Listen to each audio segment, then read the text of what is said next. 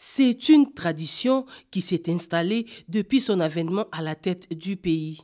En début de chaque année, le président de la République, Félix Antoine Tshisekedi Tshilombo, réunit les ambassadeurs et chefs des missions diplomatiques accrédités en RDC pour leur présenter le vœu de nouvel an et recevoir aussi le vœu des diplomates. Cette fois, la voix des ambassadeurs a été portée par l'ambassadeur du Maroc en RDC, Rachid Agassim, en tant que doyen.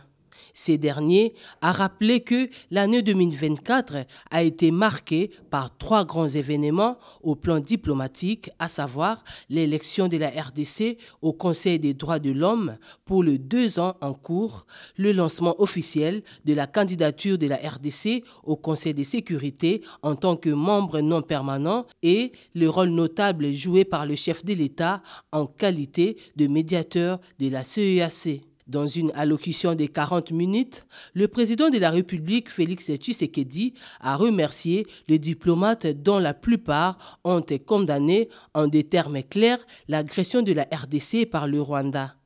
Le chef de l'État estime qu'il est temps de passer des déclarations aux actions punitives.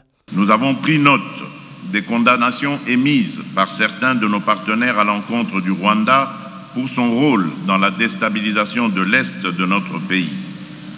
Ces prises de position, bien qu'importantes, restent insuffisantes face à la gravité des actes commis et à leurs conséquences humanitaires désastreuses.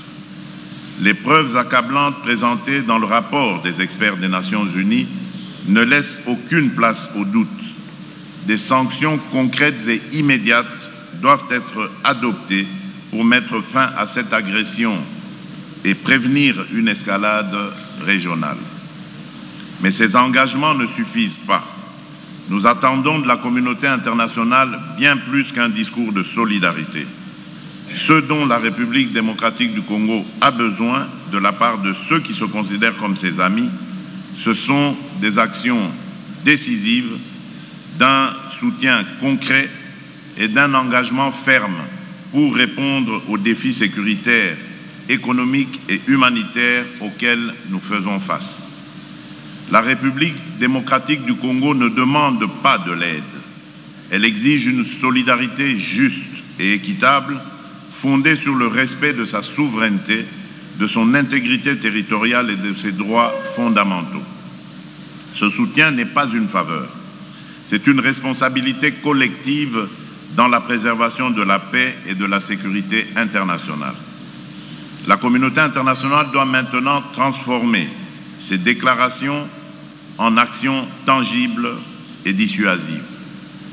Des sanctions ciblées contre le Rwanda, ses responsables militaires et politiques impliqués dans ces exactions, ainsi que leurs réseaux financiers sont impératives.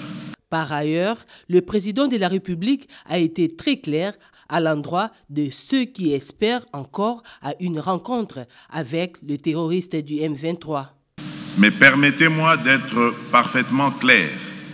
La République démocratique du Congo ne se soumettra jamais aux pressions d'acteurs extérieurs tentant d'imposer des conditions contraires à nos intérêts et à notre souveraineté. Nous ne cesserons de réaffirmer notre position. Le dialogue avec un groupe terroriste comme le M23 est une ligne rouge que nous ne franchirons jamais. Le chef de l'État a également clarifié la position officielle de la RDC sur la peine de mort. Elle est applicable aux terroristes et aux militaires qui trahissent le pays. Le président Tshisekedi a terminé son discours en exhortant chacun des diplomates d'être des ambassadeurs de la République démocratique du Congo auprès de leurs gouvernements et institutions respectifs et de porter avec fierté le message d'un pays en plein dynamisme, ouvert au monde et déterminé à bâtir un avenir prospère.